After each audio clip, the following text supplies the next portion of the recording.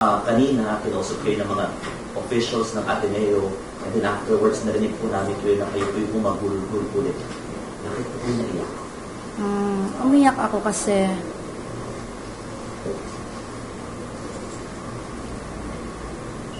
sinabi nila na aksidente lang daw, and then ngingi din sila ng sorry sa akin.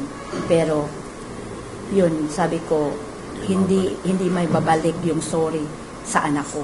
Hindi na mabubuhay yung anak ko sa sorry nyo.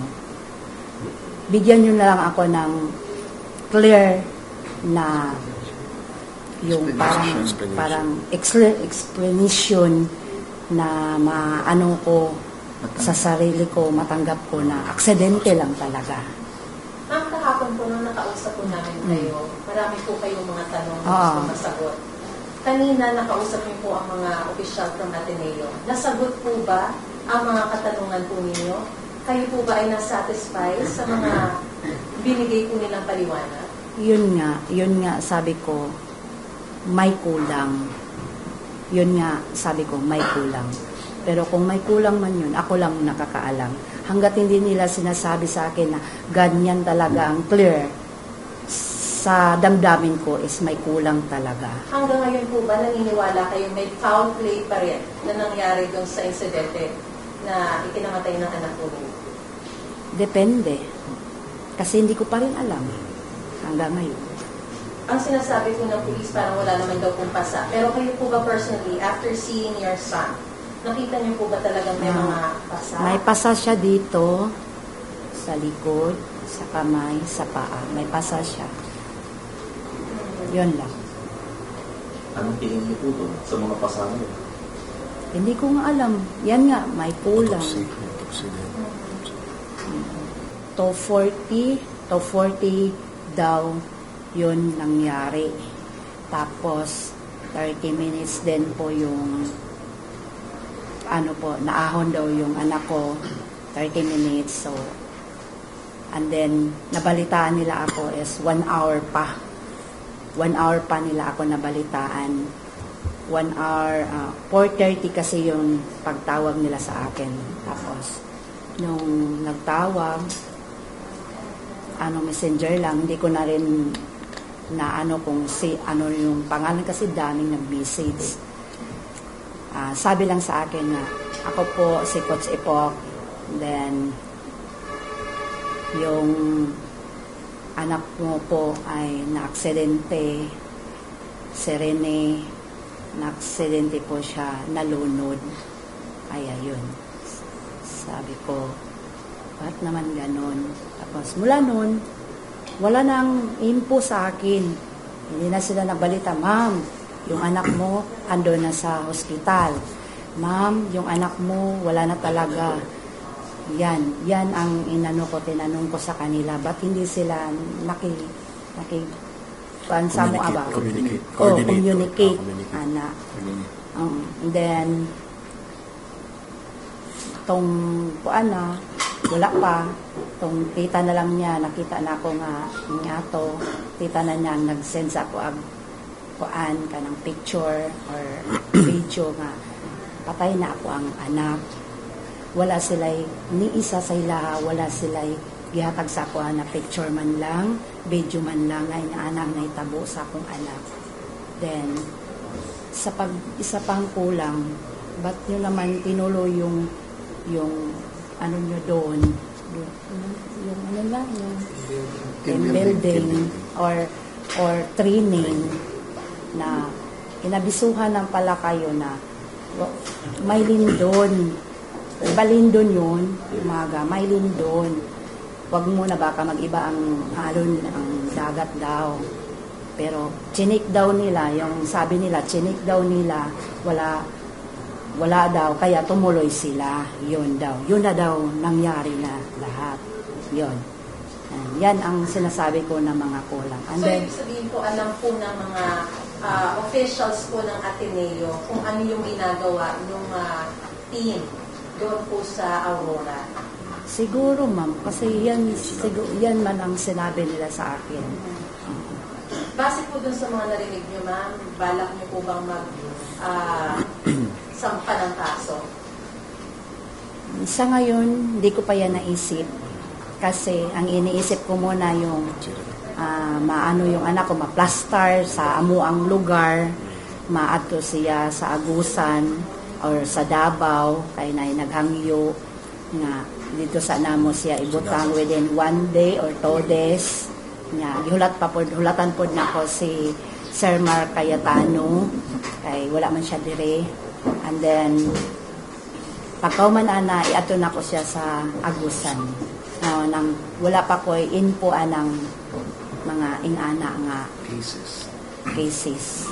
Meron na po bang kumausap sa inyo na kasama mismo dun sa training sa Aurora? Or yung mga kumakausap po ba sa inyo ay mga official or mga intermediaries? May kumausap sa akin kanina. Sino yun? Ano po, kanina may kumausap sa amin si Coach Dean pati si Coach Sandro. As from Ateneo de Manila, meron sila mismo sa sa nangyari. Kinumpirma po ba nila yung klase ng training na ginawa or team building activity kasi yung mga kumakalat sa social media? Ano sabi po nila sa inyo? So, Ano po, sir? Yung ano po yung paliwanag nila doon sa mga kumakalat sa social media na may mga klase ng training na may mabigat, ankle weights, they call it.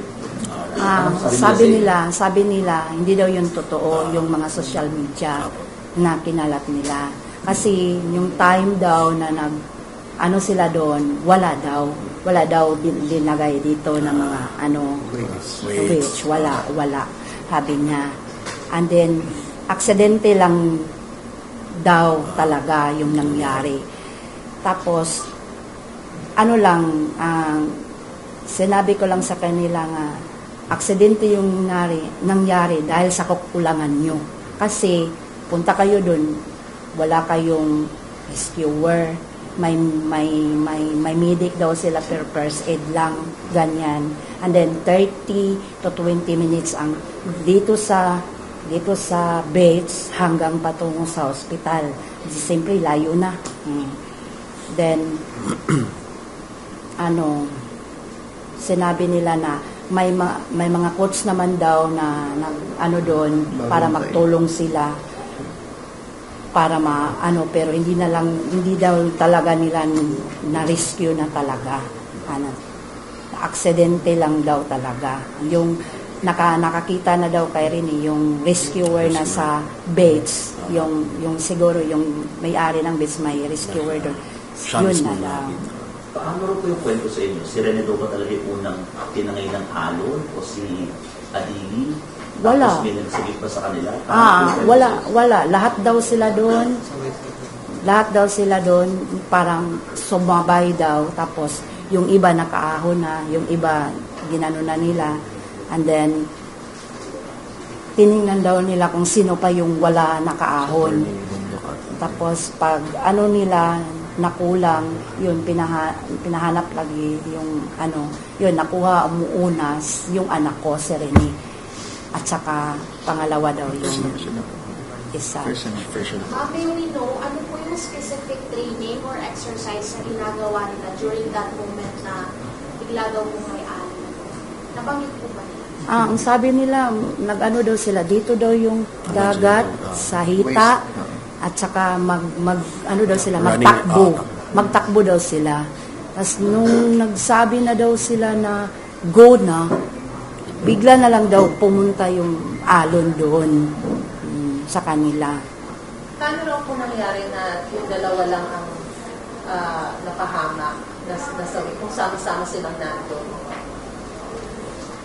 Meron po bang kaliwanag? Kasi kung sinasabi po na nandun silang lahat, tapos it was purely an accident, paano nangyari na yung dalawa lang ang katangi-tangi na natangay ng current at yung iba ay ligtas?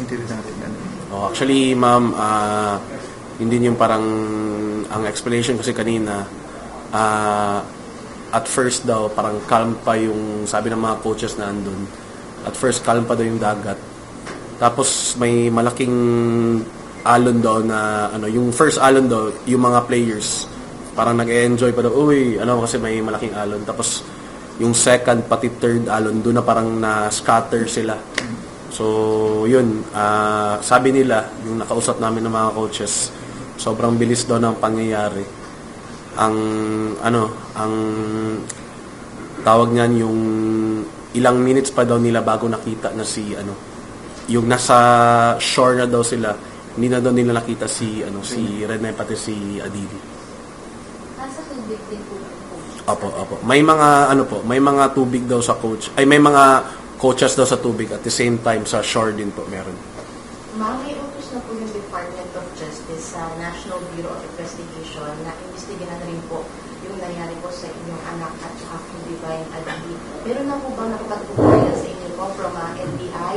Nagtanong po ng ilang mga detalye po tungkol po sa nangyari. Mayroong NBI dyan at saka hindi, pero hindi pa po ako Kausap. sa kanila. Nag-entertain. So, ano na po yung ginawa nila dito?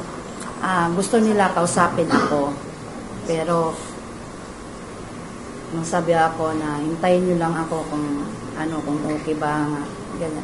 Nagpaliwanag lang po.